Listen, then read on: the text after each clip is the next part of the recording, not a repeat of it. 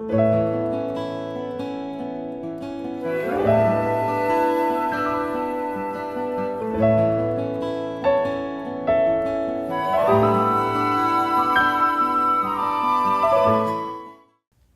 everybody, this is Zhou Zheng Show and a Beautiful Life. We just passed 2017. We celebrated New Year for 2018. I invited a very special friend. Okay, we'll talk to everybody about his life and about the New Year. First, he said hello to everybody and how he's for New Year. Hello, Dr. Johnny. Hi, Rock. how are you? Nice to meet you. Welcome to our HDTV.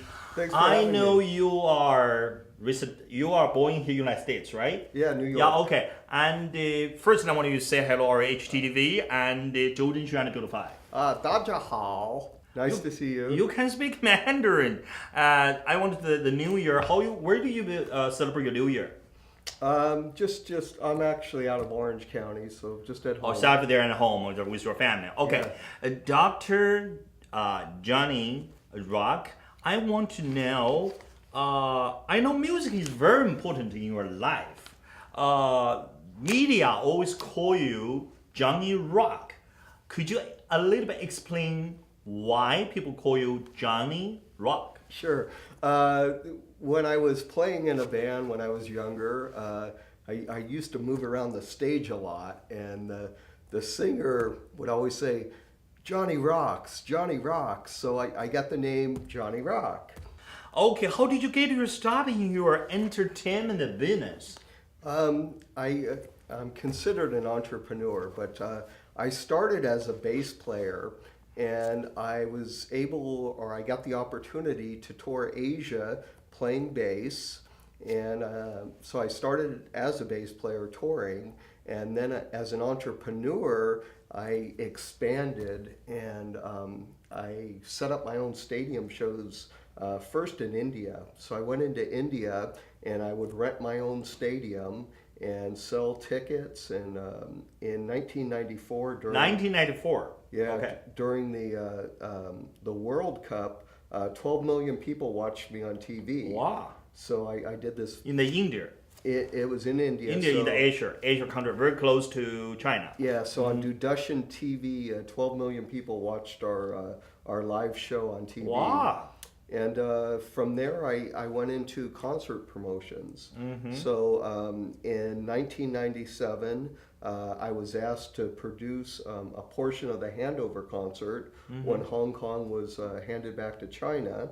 So I got a chance to actually produce a big show that was 38,000 people with 30,000 people. Wow. Yeah, with 14 it's a huge concert. Yeah, 14 international acts.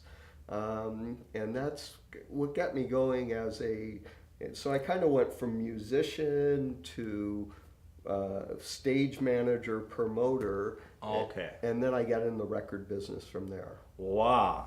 So I noticed you have worked with a lot of celebrity people, and there is Hollywood celebrity people, and also there are Chinese or celebrity people or Asian Sure. celebrity people. Could you tell us a little more?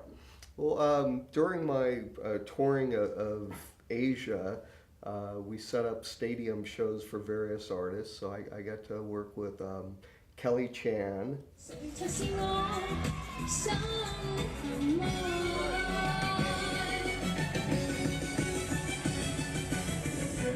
When there's blowing from the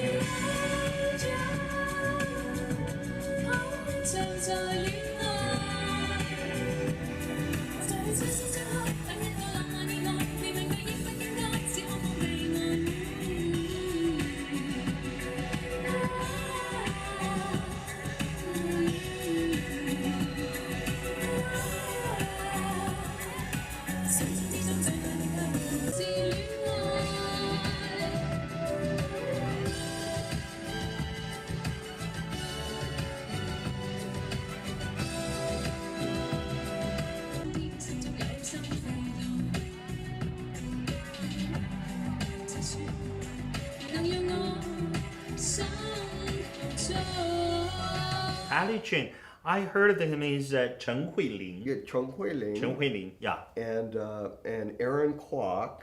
I think it's Guo Fuchen. Yeah, Guo You're the Fuchen. superstar in the Asian, in the Hong Kong and China, even Taiwan, yeah. Yeah, so I was doing shows for them in Hong Kong and Macau. Oh, wow. And then some U.S. artists. Since we just passed December, you're familiar with the song Feliz Navidad? Jose Feliciano. I just heard of it a lot of times, but I really can't. So that's a Spanish song, right? Yeah. That's a Spanish song. So you married the singer. I did Jose Feliciano's tours of Asia. So in 1997, we also did a concert in Macau, and Jose Feliciano was Jose Feliciano. Feliciano. He's a Spanish singer or he's an American singer? He's Spanish. Oh, okay. And he's blind. Wow, really? Yeah. But he's very beautiful. I Yeah. heard of them many times. Every Christmas, with the people celebrate Christmas, we can hear the song. They're like the Los Angeles 103.5. Yeah. They play their music every year. I think I heard of his music for 10 years. Yeah, Right. everywhere around the world you hear that song. He's And famous. Yeah. we were asked to put on a show in Macau for to raise money for the blind.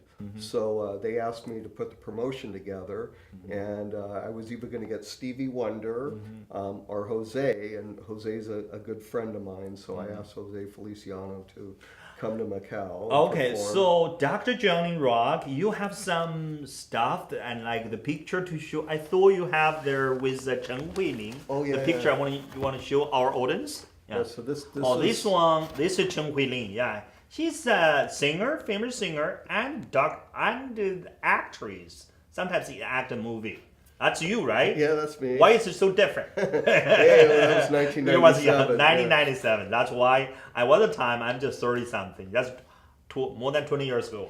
And More than 20 years. in 2008, she did the Beijing Olympics. Olympic too. the 20. She- I saw her. yeah, I she saw her. He's closed seen the that. Olympics as You have well. another some documents to show us. There's some Chinese character. Yeah, this was the concert in Macau. All content like it's called for It's for blind people for charity concert, right? Yeah, so it Kind of had that. Jose Feliciano Oh, for okay. representing a blind artist, and then Kelly. Oh, So, Kelly, Tri- Chen Tri- Huilin. Okay. So that Very, very instructive, very, very blind aid. I like this concert. So everybody, you're watching Zhou Zheng Show Beautiful Live. Right now, I'm interviewing celebrity, the doctor. He is a professor in the Irvine Valley College. Before, when I was young, he's a famous singer and musician. He's an organizer and producer. That's he did in 1997 Yeah. in the Macau for blind aid. I really get moved. They're for blind. They're invited. Very famous. What's his name? Jose Feliciano. Everybody heard he said singing. Da da dee dee Feliz dee Navidad. dee dee dee da. I just heard a little bit melody, but I cannot sing the Spanish. And also invite the famous singer Chen Huilin, and they set up this is for blind people, the charity concert. I'm really, really moved. I really impressed. Thank you, Dr. Johnny. Sure. Thank you. But I didn't know you at that time. If I know you, I really want to your assistant to do this. I feel very moved. Thank you. You're welcome. And another else something. Oh, this was the handover concert in Oh. Happy Valley Race Course. Or even it's for also charity concert. Yeah, that was a charity too, but that was The day-long concert of the international stars celebrated in Hong Kong.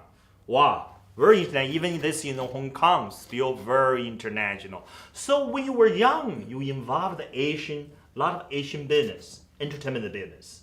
So you've Yeah. been to Hong Kong many times. I lived in Hong Kong for 2 years from 96 to 98. I met Wow. I met my wife in Hong Kong. I know you're married. You have 2 kids. Yeah. So your wife is American or Chinese? She was born in the Philippines, grew up in Hong Kong. Her mom was Filipino and her dad was Chinese Filipino. So So anyway, she's Asian. She's Yeah. working. So your wife is still working in Hong Kong also. No, she's been here. We've been married for 20 years. Oh, okay. But I met her. She worked for my partner, and she was a production assistant at RTHK, Radio Television Hong Kong. I used to working for radio station. I know that. So a production assistant. Okay. Yeah, so she did production, and on the weekends I would go there and do the shows with her. And she did a Saturday show throughout Asia. You set up the entertainment business there. Of course, you set up the very beautiful. You did a very wonderful concert for blind people or charity party. That's popular. God knows that. Sure. Then burn up to you. Then burn family to you. Yes. Thank God. So you have another something to show our audience? Well, I have when I got started in the business, this was my first tour in 1992, and we were the American rock band. And interesting enough, we actually toured with a Michael Jackson, Madonna, Lionel Richie, and Janet Jackson impersonators. They were lookalikes. And we went around and we did stadium shows in Asia. And we were the backing band, and we actually got to tour and do these shows. And it was really quite interested. We did Japan, Thailand. This one was in Bangladesh. And then we went to India and went throughout Asia doing the shows.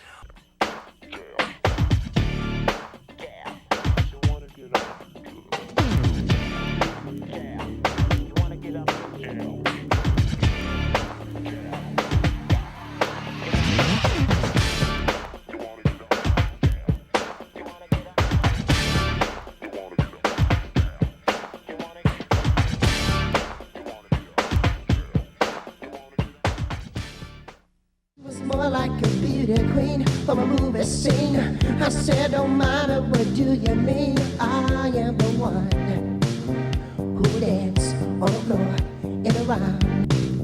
Your butt is mine, don't tell you right. Just show your face for me on a Saturday. But it's that girl with you, you say what it's saying. Now I believe in miracles, and a miracle is happening tonight. It ain't too much, it ain't too much, it ain't too much for me to tell. Do you believe in love? 'Cause I got something to say about it, and it goes something like this. Don't go for second best, baby. Fancy cars that go very fast. You know they never last, no, no. What you need is a big strong hand to lift you to your higher task. You know you've got to pay with bills, and baby, then you'll know your love is real. You deserve the best in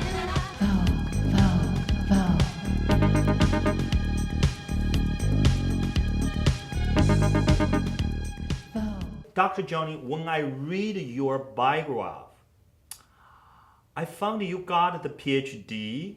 You currently working of the doctorate in business management, but I found you from the 2009 to got your first bachelor degree. Yeah. I'm gonna ask you a question. Why are you so late to start your education? You know, I've always been an entrepreneur, so I've owned many companies, which I still do. And music is my first love, so I still have my music company. But in '99, when I had my first child, I got involved in the automotive business as a consultant. And I was still, an entrepreneur, and I was hired as a consultant. And when the recession hit in January of 2009, the automotive business pretty much went away. And Being I had younger kids, me and my wife thought it best that I go back to school and get an education, because otherwise the kids would say, "Oh, Daddy, you never went to school, right?" and I had good businesses and I've always been successful, but I never had the education. So during the downturn or the downtime of the recession, I decided to go back to school, and I actually got 3 associate's degrees. So I got a degree in liberal arts, a degree in humanities, a degree in business, and then I got my master's, and then in 2012 I got my MBA, and then my PhD. Can I just call you Johnny? Sure. Okay, Johnny, I know you are got a lot of the educational degree for 2009 from the makes you have the passion for education. So such the love, you love the music. Yeah, I think I got addicted to it. I once I got back into going into school, it's like I could never stop. So, I'm working on my 2nd doctorate, and I might even try law school after that.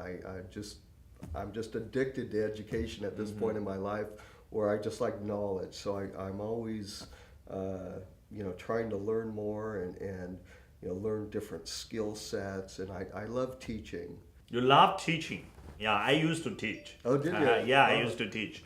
And for a while, yeah, I like the make the speech. That's why you say I used to love the teaching. Okay, when the people probably they like the studying, they want to get the degree.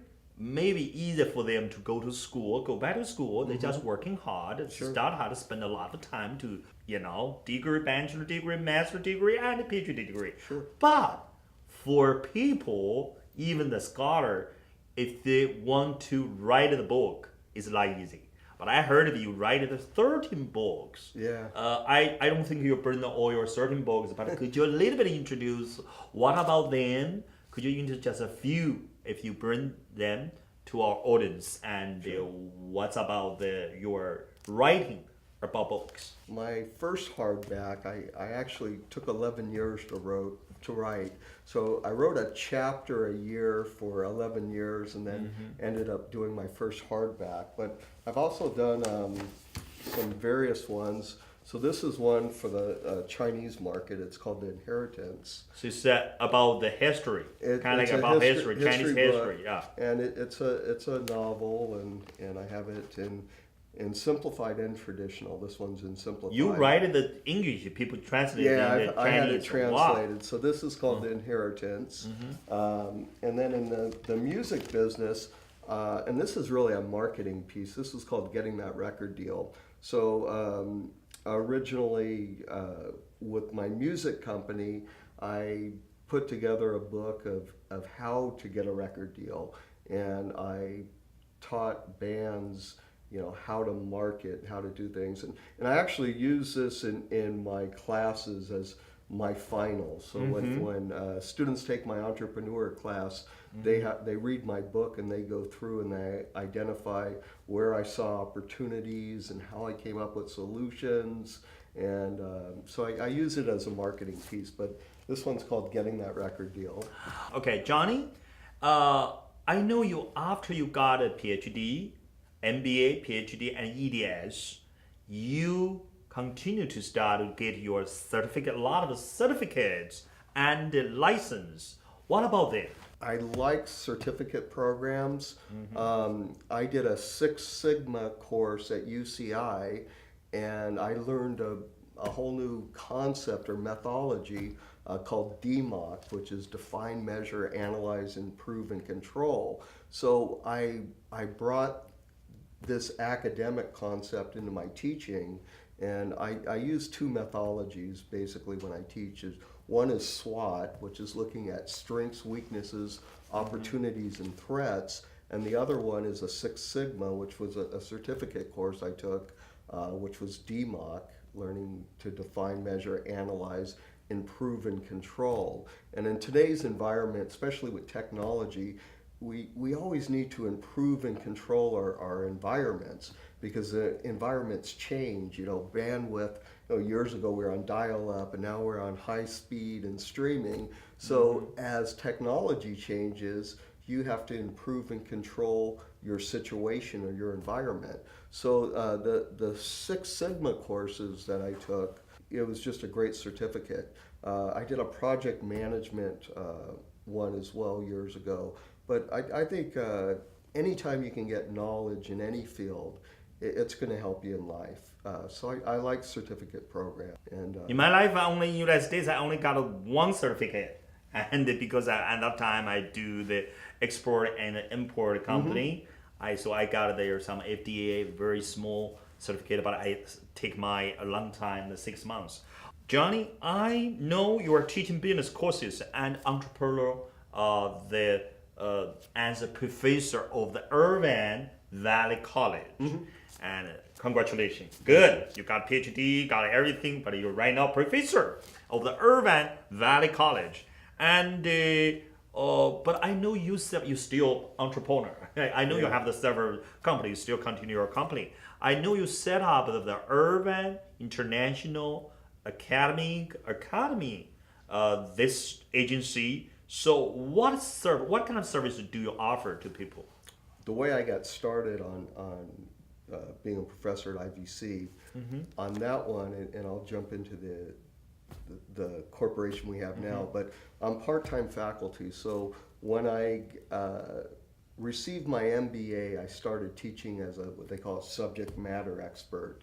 And then once I got my PhD, they put me on as part-time faculty. So it's more or less a hobby. So I don't teach as a profession, I teach for fun. And the company that you're talking about, which is Irvine International Academic Academy, that is my entrepreneurship endeavor. So it's the company that I own and work as the CFO, and the Irvine Valley College is really my part-time faculty. The fun go out and teach and educate students, because I really enjoy teaching entrepreneurship and business administration.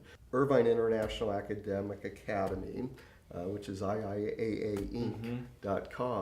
What we do is we specialize in the Chinese market. So I have a real passion for China and the Chinese culture, and I set up courses and workshops for Chinese students, and we do summer camps, and in February we'll do the Chinese New Year camp. So we have typically high school students will come over from China, and we'll teach them business administration and entrepreneurship, and we do that in the summer as well.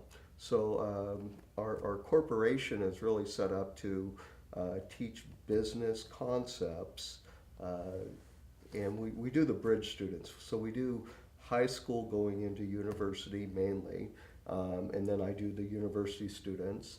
And my partner, Dr. Voss, she does K through 12, and she's actually pretty famous in China. She wrote a book called The Learning Revolution. Oh. And she sold 10 million copies of her book in China. And wow. So she's pretty world renowned, and she's my partner, and she does the K through 12, whereas I do education.